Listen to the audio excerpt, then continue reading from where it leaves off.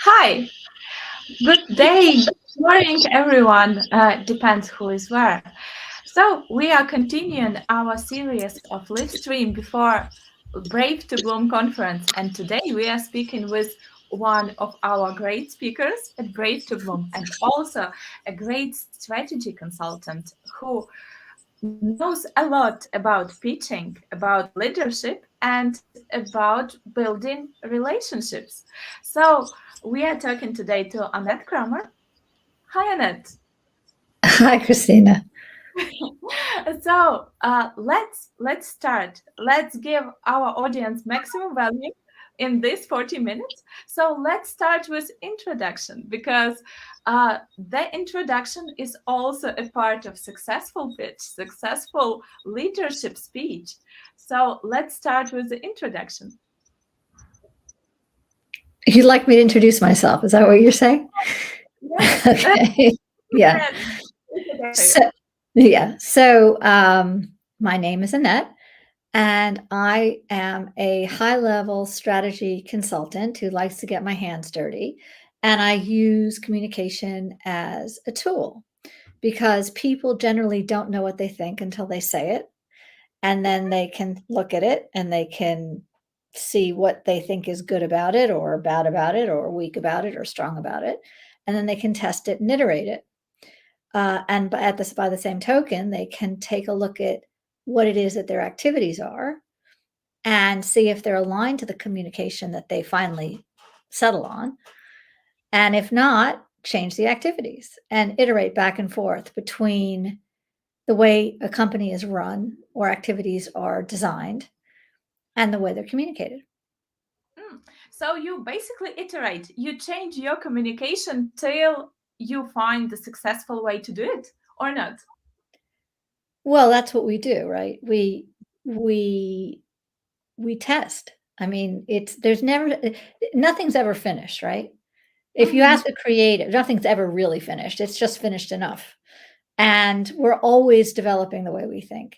And yes, we may have a piece of communication that's we need to get out there, it needs to be finished, but it doesn't mean our thinking stops. And the more our thinking continues, the more our communication can continue if we're still working on the same project.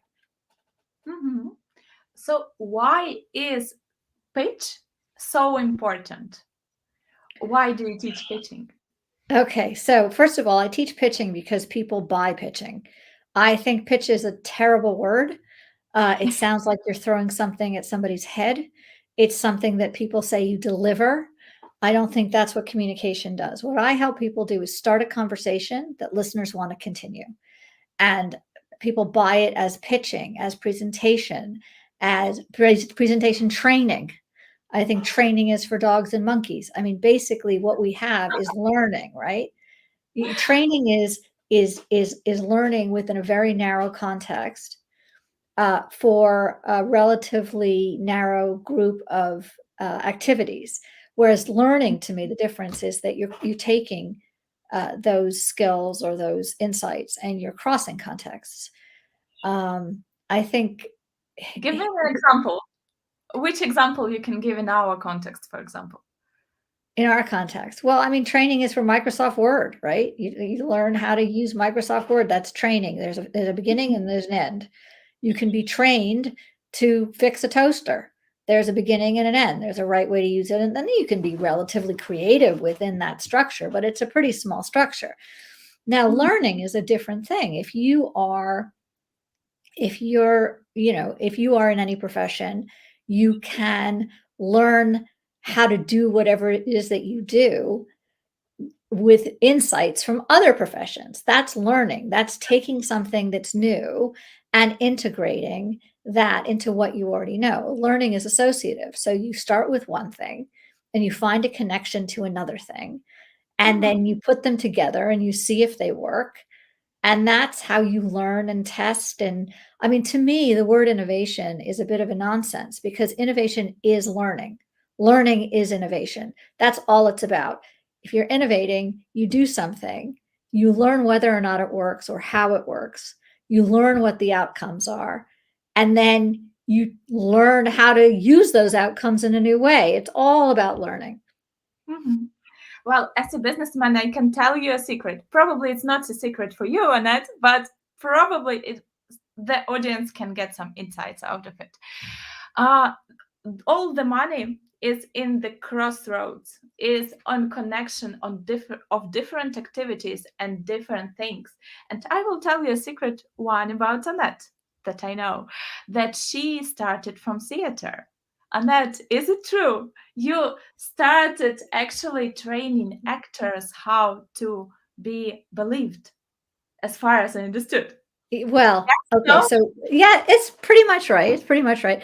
So I started in the theater, and that's true. I was a dramaturg, which means I was helping directors and playwrights play nicely. I was hired by the producer and sort of negotiating meaning between, language and bodies and space Mhm.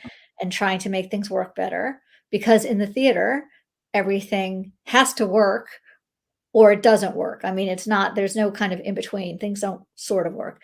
And But that's why, sorry? in life also, when you pitch, for example, you have this 5 minutes, and in this 5 minutes people either believe you or not. Yeah, let's get to that in 1 second. Let's get to that in let's get to that in 1 second. That's a little bit different because it's a little bit, uh, okay, we'll do that in a second. But what I was gonna say about the theater is a terrific learning ground for everything else, because I always say theater people are the engineers of the humanities. We build something out of nothing to a deadline that works, and But then we test it and iterate it. Then we test it and iterate it. And then the other thing is in theater, because decisions are made in real time and the stakes are very high, you Mhm. know, you have to respect leadership. You have to recognize leadership. You have to display leadership. And you have to be able to collaborate with leaders whose disciplines you know nothing about. And so to a certain extent, you kind of diversity that I mean, to me, this is diversity, right? Diversity has kind of been reduced to the color of your skin or being a woman. But diversity, really, the value of diversity, when you talk about the meeting point of all different kinds of contexts, right? As the great value center, really what we're talking about is diversity, diverse perspectives, diverse ways of thinking.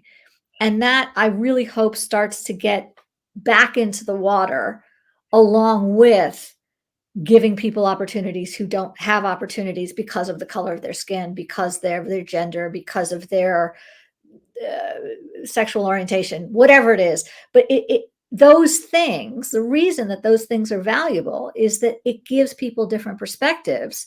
And the more different perspectives you have, the more insight you can glean, because we are limited as individuals in terms of our own experience and our own insight. And we get what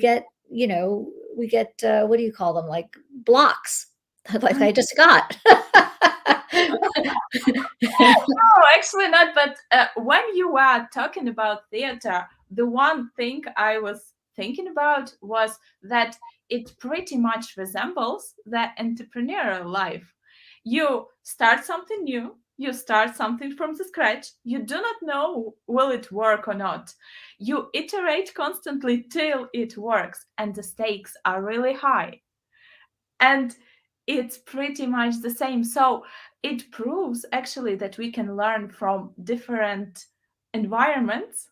So you can learn not only in the business school, but you can learn in theater also. Yeah, I'm not so sure about business school, but I never went to business school, so I don't know. That's why I said I think that theater people are the I learned that language, by the way, of how to talk about the value of theater people and that we are the engineers of the humanities in the way that you and I are speaking. Once I went on to the first round of the web in New York, because it was entrepreneurship that gave me that language. So I'm borrowing language from again, as a demonstration of your point, taking language from entrepreneurship and applying it to the insights and value of a completely different discipline. And I think that kind of diversity of thinking is what makes the best insight, what allows the best implementation, what creates the best teams. Definitely. One more thing to our audience, that we have one more thing in common. We have both been working in PricewaterhouseCoopers. I worked there for 3 years. How much time have you spent in Pricewaterhouse? And if it's the case, what did you learn there? Okay, so I was recruited. People there. I was recruited against all odds by somebody who was in charge of marketing when Price Waterhouse married Coopers and Lybrand. And I was a creative in the early agency world and the web, and Price Waterhouse had very little. They didn't have anything, actually. They had a website, but that was about it. And I was hired a little bit by stealth to help expand the brand by creating relationships and insights around strategic alliances. I mean, with strategic alliances, I should say. I didn't say that very well. So I was hired to create strategic alliances for 8 years by PricewaterhouseCoopers, as it was then. And I made the first for-profit deal with the United Nations after the Global Compact in order to, I hate waste. And there were all of these materials that were being wasted because for-profits didn't see the value of not-for-profits in general. I'm generalizing.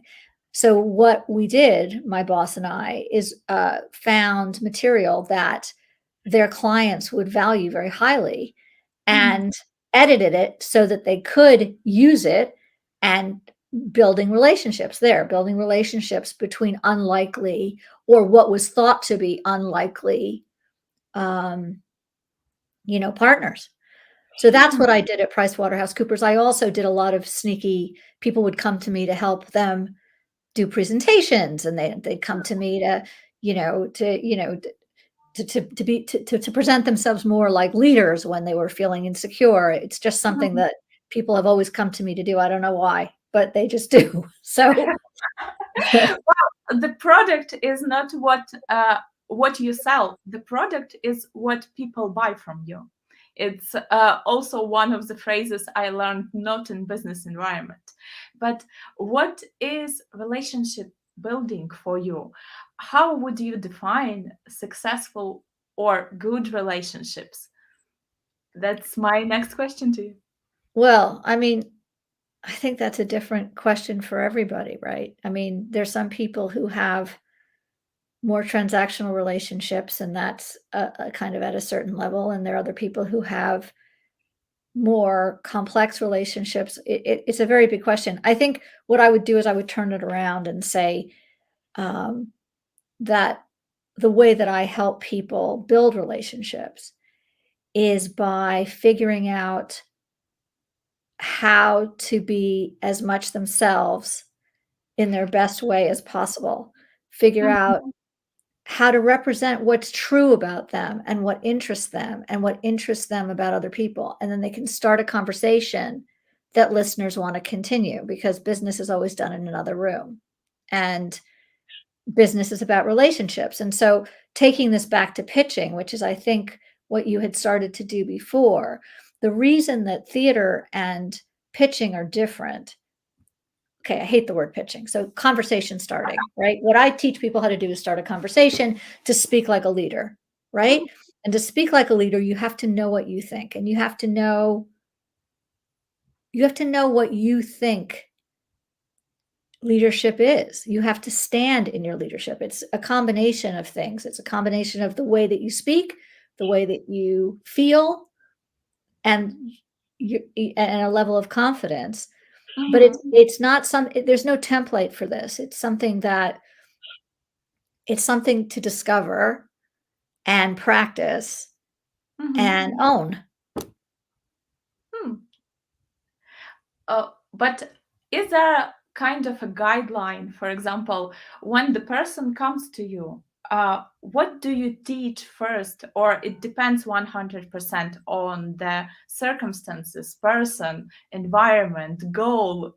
So it's very highly tailored to each person, or there is some structure, some guideline which people can follow and become better in delivering their thoughts, in helping starting the conversations which listeners would like to continue? I would say the most important thing is to understand how people listen. Most of the time, people are really interested in what they have to say and framing what they have to say. PR agencies make fortunes figuring out talking points or, that kind of thing. I think it's more important to figure out where the connection points are, right? And not in a slimy way, not in a I'm going to take advantage of you. I'm going to figure out where your buttons are. But the best relationships are based on trust. Whatever level the relationship is, it has to be based on trust if it's going to last. And in order for it to be based on trust, you have to be standing in your own leadership, because otherwise it's not sustainable. The goal is not to turn you into somebody else. That's not sustainable. Definitely. So I would say, we're talking in very, very abstract terms, and you asked me a very concrete question. The concrete question you asked me is, are there guidelines? And I would say, yes, there are guidelines. And the guidelines are figure out who it is that you're speaking to really as specifically as possible. Figure out what it is that you want to accomplish. Figure out what kind of structure would make the best story for this particular connection. Don't talk too long. I mean, there are a whole lot of different tips and points and guidelines, but it's really all about structure. How do you structure this thing? And how do you make it agile enough that you're not giving a monologue, that it doesn't sound rehearsed, that you're actually present. You have to be present. And that takes practice. Being present takes practice. And being in relationship while you're having a conversation takes practice. So that's the path to leadership, as you see it. Like building relationships, standing up as a leader, delivering not a speech but a presentation, is actually figuring out your path for being a leader, or not? I would say that's a way of demonstrating leadership or persuading people of leadership. But first of all, everybody isn't a leader. That's the first thing. Everybody isn't a leader. Everybody doesn't want to be a leader. Some people don't. That's the way it is. But if you are a leader, if you have that potential, if you have that desire, then a good way of demonstrating it is by articulating it and talking about it, because we as human beings understand things through language very well. And it's not just language. It's also the way, sorry. I don't know. Sorry, this is open. Hold on. Let me just cut this off. I don't know what that is. I have no idea what that is. Sorry about that. It's okay. You just the screen. Yeah. You're gonna cut this up, right? We are trying to do a really interesting conference, so speaker disappearing from the screen can be a part of our special effects. That was my sister calling me from Canada. So what was I going to say? About leadership. About leadership. Yeah, I think. What is a leader? I think that you have to identify. You have to identify what it is about the way that you think, the insights you have, that you're passionate about, and that are capable of putting you in a position of leadership. Leadership is a position, right? And it means a lot of different things. To me, it's about being as authentic a leader as you can, which means understanding. And this is what I do with people, is I'll collaborate with them to identify first of all, what it is that they care about, what it is that they want to accomplish, what is it that's new about what they're doing, and how do they accomplish what they want to accomplish, and then how do they structure it, and how do they present themselves, and it's complicated. I mean, I wrote an article, I don't know if you can make it available to people, but I wrote an article about If you say decision making. yes, we can make it available, though it's really long to read, but very interesting. Okay, it's not that long, but I don't think it's up. But okay, so basically, the idea is that leaders in business are missing a trick by not looking at leaders in other fields. So in traditional business situations, and the reason that they're doing that is that we have been sort of taught from the time of Samuel Johnson, he's responsible, that's a whole other story, that we have a strictly cognitive function and things are either true or not true. And that we have the ability to identify the truth or not truth, untruth of those things. That's a whole way of thinking about measuring and thinking about what's true and thinking about knowing what you know. Now, there are a whole lot of people who do not work in traditional business situations who understand that the way that we are informed, the way that we integrate information, the way that we collect data, the way that we come up with insights and relay information is the result of a combination of a cognitive function, an emotional function, and your physical body. And that we don't have measurement to separate those things. We don't have a way of doing that. So it's more of a raising an awareness until we have better measurement. And this is part of leadership because you're limiting yourself. If you think that the way that we make decisions is strictly cognitive, you're limiting yourself. I agree. But for example, being a leader and being successful, are those two things connected? Or they can be totally separate things? How do you think about it? I don't think I understand the question. Successful, or you have to be leader to be successful, or you have to be successful to be treated like a leader, or not? Are those two things connected? How do you see it? I think we need to define terms. So I don't know what you mean by successful, and I don't know what you mean by leader, and I don't know that this is a cause and effect thing. I think, let's put it this way. I think there are a lot of women who are leaders who are not recognized as leaders because they don't present as leaders in a way that I would say traditional business situations recognize. And I think that needs to change. I don't think that women need to turn into men or whatever, but I do think that there needs to be something recognizable that the current people in current positions of power recognize as valuable. And identifying what those things are, I think the easiest way to do that is for people to be as authentic as possible, because one of the ways that individuals recognize each other is a strictly human kind of relationship. And if you are standing in yourself and you are being authentic and you have genuine insights that have value and you are good at articulating what that is, you are much more likely to be recognized and heard. Does that make sense? It does. But you have been talking about traditional business situation. Could you please describe to the audience what is traditional business situation? You mean like negotiations, or what you mean?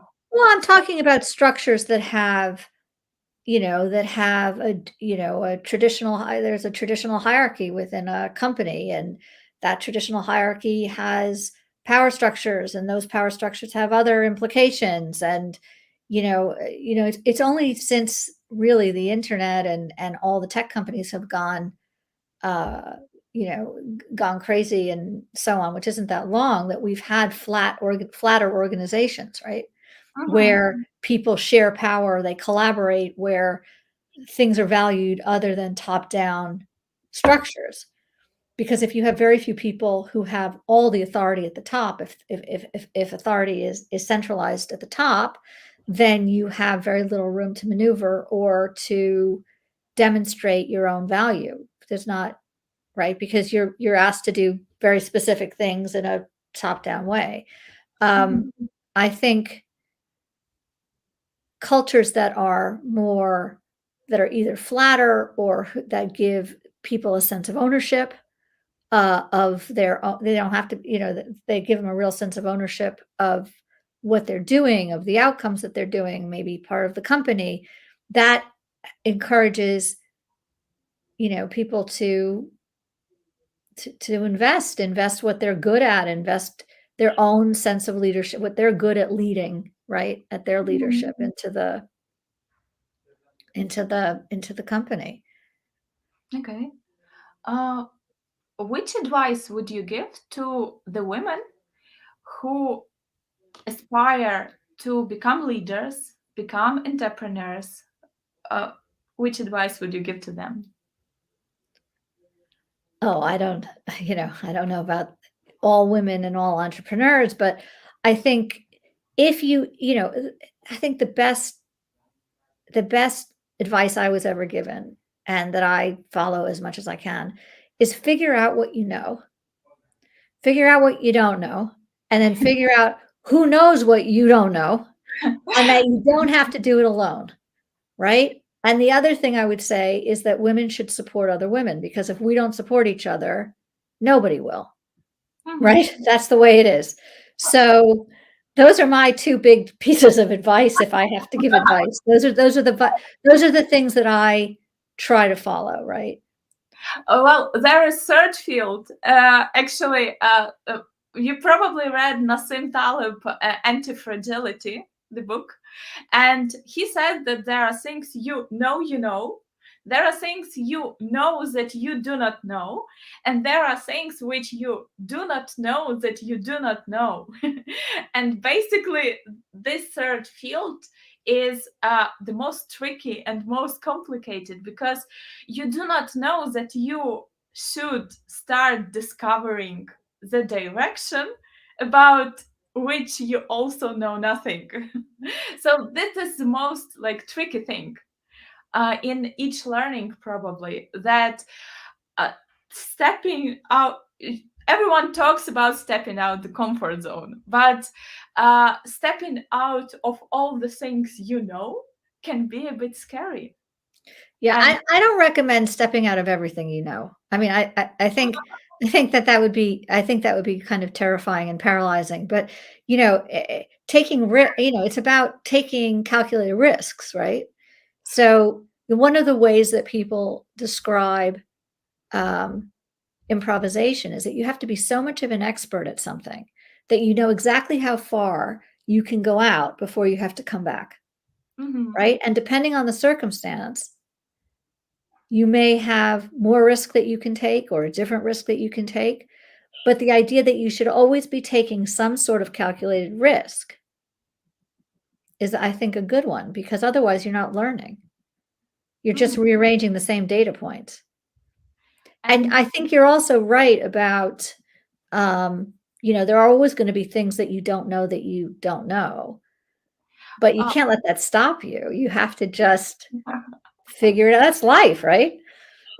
Well, yesterday I was all day present at the conference, which was totally in Estonia, which I do not know. I know like 50 to 100 words maximum, but I have taken a lot out of it.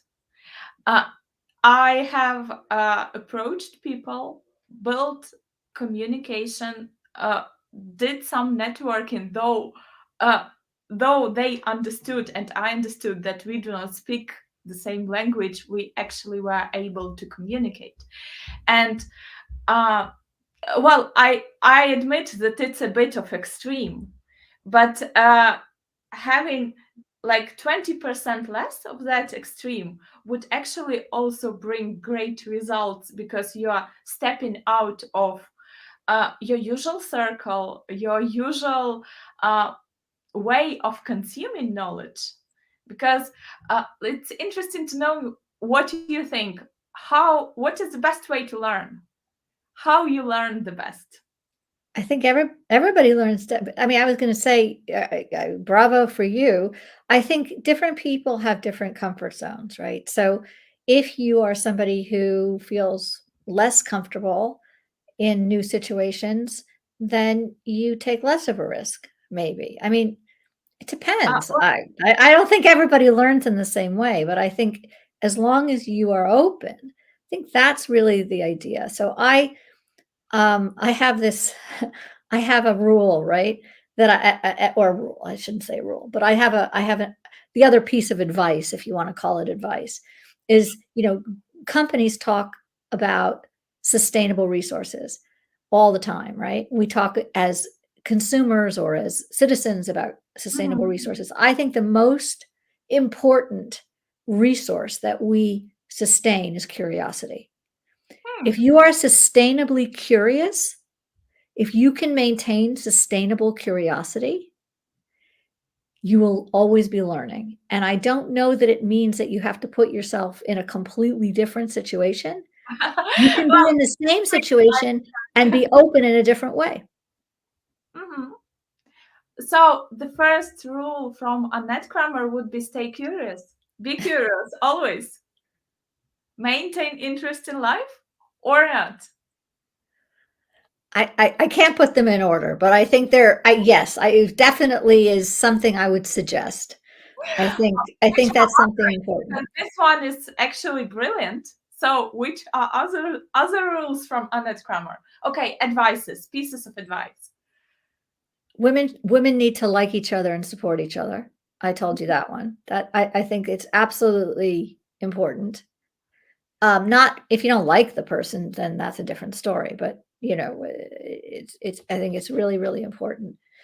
Well, Um, like actually, from yesterday and from uh, that new experience, there was actually a girl who approached me and said like she was really scared. It was seen that she's scared, and she was like, I put myself a goal to meet 4 new people here at this conference.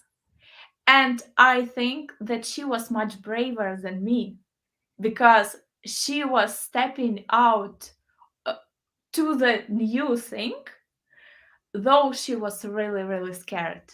And that's also the mm, probably piece of advice that can be given, that there are no small goals or there are no small steps. Each step you do is equally important, and if it brings you closer to the goal you have.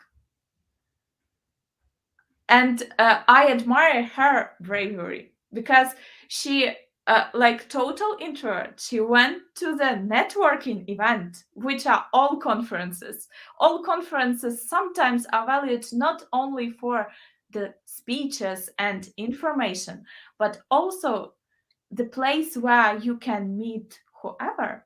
You can meet your future friends, partners, business partners. You can establish collaborations and build relationships if you know how to do it.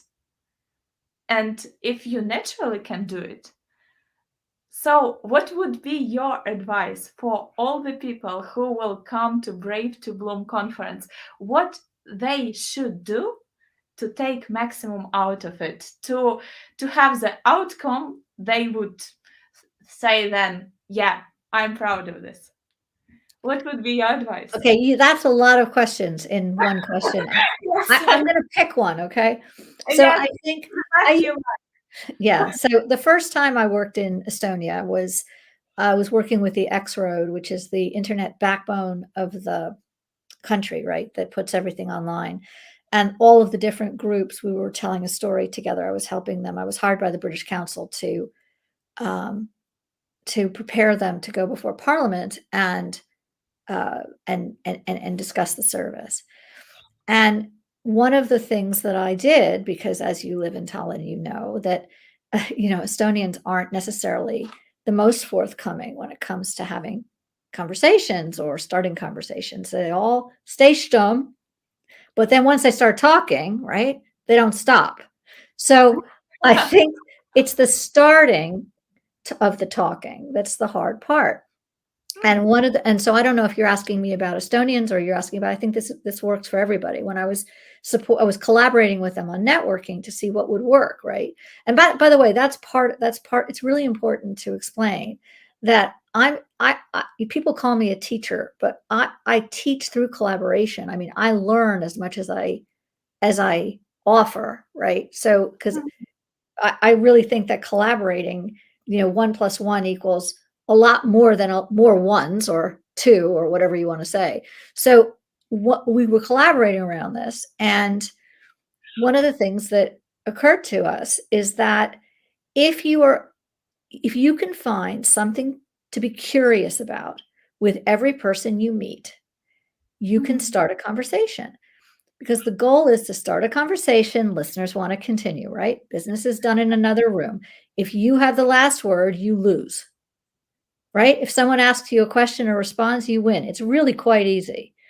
So when you're standing in a room with people, I mean, your question was, you said, I mean, I'm addressing the point that you made, that the most valuable thing for you at this conference that you went to is making new friends or colleagues or developing relationships. Well, the best way to start a conversation is to find something to be curious about. But really find something to be curious about. Don't find something to ask about. Find something that genuinely you're curious about, because curiosity is a drive. It's like hunger or being cold. It's not a nice, it's a drive. And if you put yourself in a position of being curious, it will drive you past being shy. It will drive you past being bored. It'll drive you past being all sorts of things. Risk aware also sometimes. Yeah. Annette, it's a great conversation. I want to continue. And we will continue definitely at Brave2Bloom Conference, which will be happening on 3rd, 4th April. So in 1.5 months, actually. So thank you very much for inspirational talk. Thank you very much for your insights. I am sure that everyone who is watching it right now and who will be watching it will find something that can change lives, or think about, or bring some insight, like bring the value. It's the most important. Thank you Very so much. kind. Thank you so much for asking me. Yes, you're always welcome.